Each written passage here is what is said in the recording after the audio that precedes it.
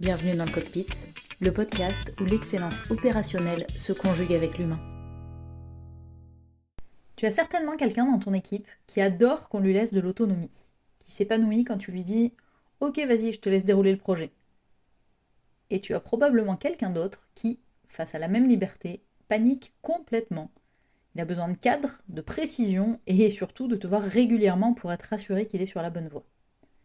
Et toi, au milieu, tu te demandes mais comment je suis censée manager tout ce monde ?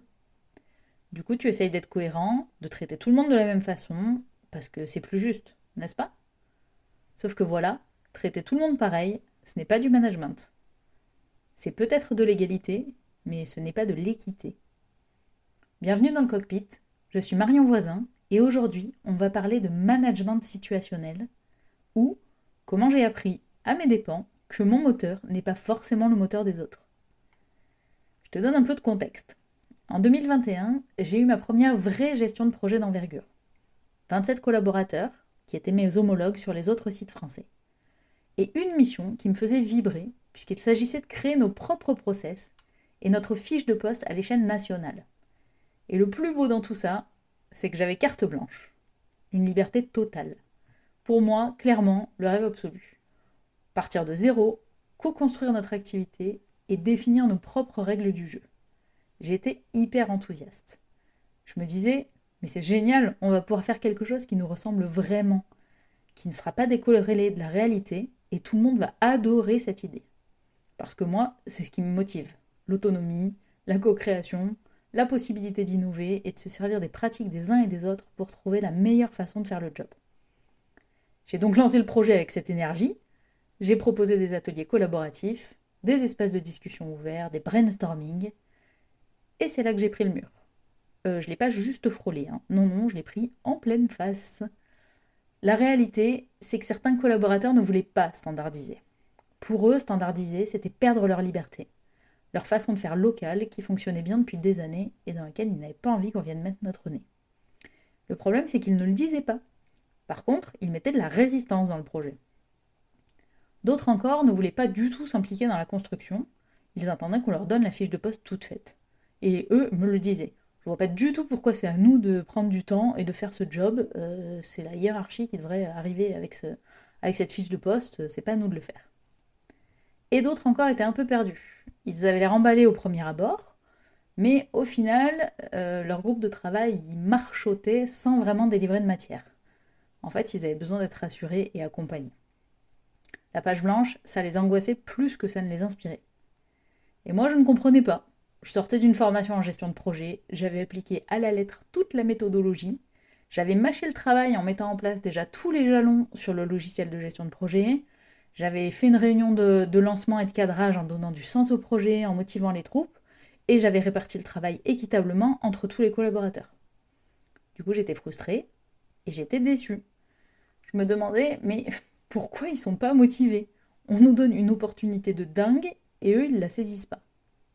Clairement, j'avais l'impression d'échouer, de ne pas savoir manager et sans comprendre ce qui coinçait. Et surtout, bien évidemment, j'avais l'impression que le problème, il venait d'eux. Ils n'étaient pas assez quelque chose. Pas assez proactifs, pas assez engagés, pas assez autonomes. Bon, tu t'en doutes, en réalité, le problème, c'était plutôt moi. Ça, je l'ai réalisé plusieurs années plus tard. Pendant mon master à l'EM Lyon, j'ai découvert le principe de management situationnel. Et là, déclic, ça a été comme si on allumait la lumière dans une pièce où je tâtonnais dans le noir depuis des années. En fait, j'avais projeté mon moteur sur mes collaborateurs. Moi, je suis motivée par l'autonomie, la liberté, la création, et j'étais complètement persuadée que c'était la même chose pour tout le monde. Mais ce n'est pas vrai.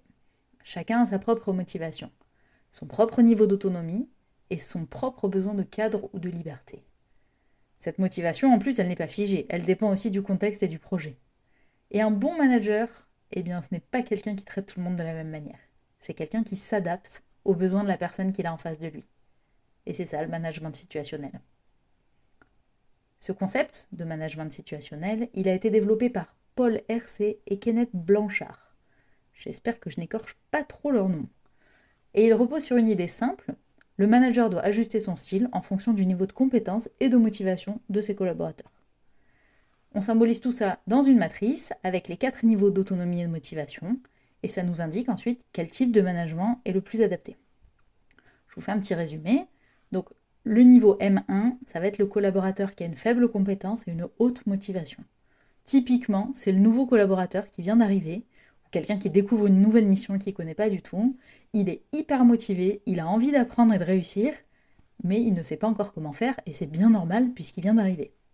Du coup, ce qu'il va attendre de toi, c'est une direction claire, des consignes précises, du cadre et de l'accompagnement. Le niveau M2, c'est quelqu'un qui a une faible ou moyenne compétence et une motivation en baisse.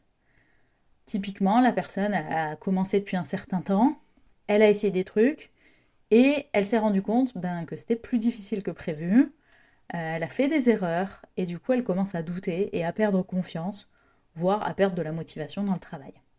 Cette personne, ce qu'elle attend de toi, c'est de l'accompagnement et du soutien, de la pédagogie, de redonner du sens. Le niveau M3, ça va être quelqu'un qui a une bonne compétence sur son sujet et une motivation qu'on va qualifier de variable.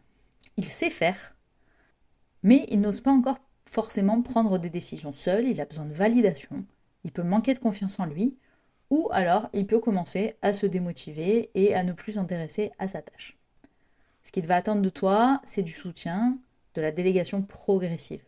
Tu lui laisses de l'autonomie, mais tu restes disponible pour le rassurer. Et le niveau M4, là on a un collaborateur qui a une forte compétence et un fort niveau de motivation. Clairement, il maîtrise le sujet et il est super motivé. Il sait prendre ses décisions tout seul. Et ce qu'il attend de toi, c'est de la délégation totale. Il attend que tu lui fasses confiance, que tu le laisses faire et que tu n'interviennes que s'il te sollicite. Un petit rappel, on travaille avec des humains. Donc l'idée, ce n'est pas de les figer dans une de ces cases, bien évidemment. Un même collaborateur peut être niveau 4 sur une tâche ou un sujet, niveau 1 sur un autre, ou même en fonction du timing et des périodes de l'année. Et donc, face à ces 4 niveaux d'autonomie, il va falloir adapter ton style de management. Le style 1, c'est le management directif. Il se caractérise par un niveau d'encadrement assez élevé. Tu prends les décisions, tu fixes les objectifs et tu indiques clairement la méthode pour les atteindre. Ça permet à ce collaborateur qui est encore novice de se mettre dans une situation de réussite puisqu'il va pouvoir atteindre en fait les objectifs que tu lui fixes tout en conservant un haut niveau de motivation pendant sa courbe d'apprentissage.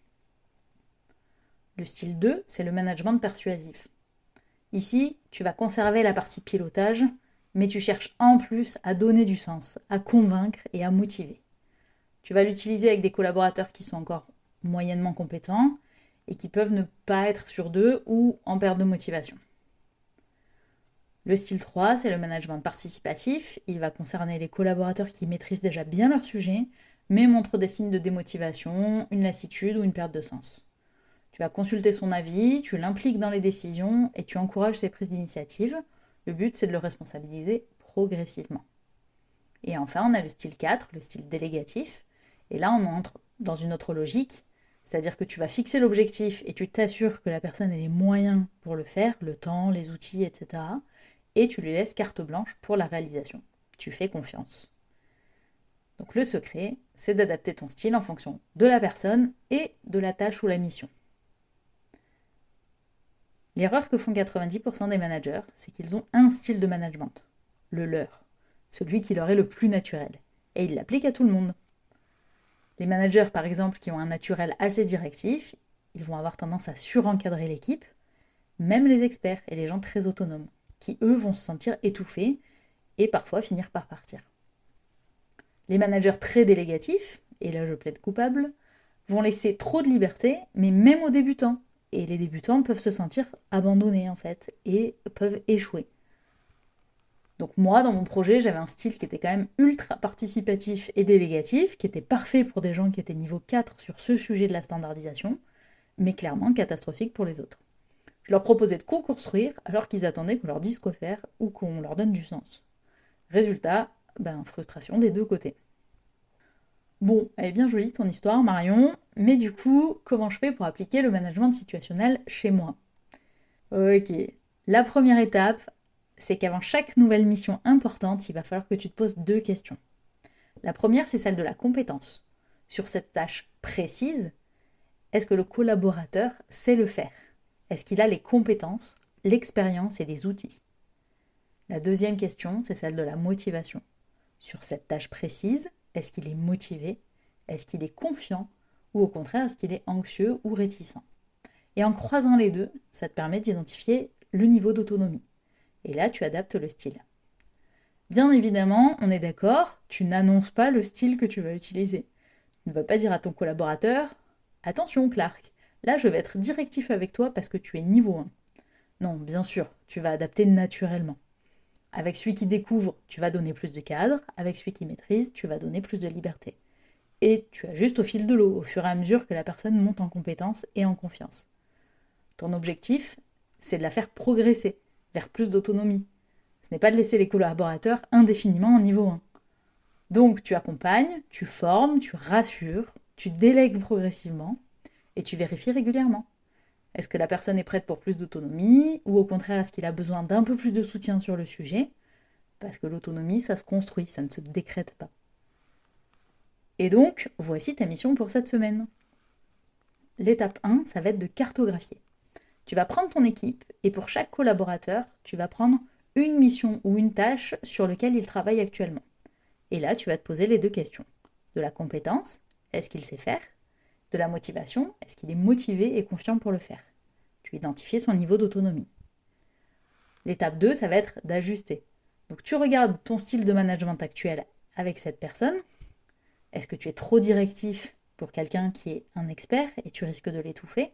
Est-ce que tu es trop délégatif pour quelqu'un qui a un faible niveau d'autonomie et tu risques de le perdre? L'étape 3, ça va être d'ajuster ton style de management. Je te conseille de faire ça pendant au moins 2 semaines pour pouvoir observer les résultats.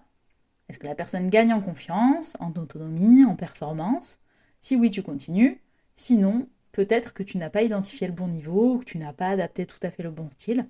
Le management situationnel, c'est un processus itératif. Tu testes, tu observes et tu ajustes en permanence.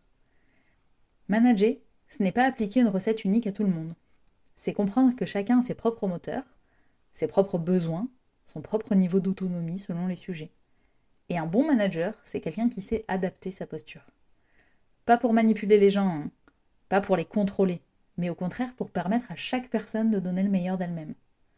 Un bon manager, ce n'est pas quelqu'un qui a un seul style, c'est un artiste qui dispose d'une palette de couleurs et qui choisit le bon pinceau selon la toile. Dans le prochain épisode, on parlera de l'animation de réunions d'équipe et comment faire en sorte qu'elle crée du lien et pas de l'ennui. Je suis Marion Voisin, ta copilote pour une entreprise plus performante et plus humaine. Si cet épisode t'a plu, n'hésite pas à soutenir le podcast en t'abonnant. À très vite dans le cockpit. On se retrouve très vite dans le cockpit. En attendant, gardez le cap.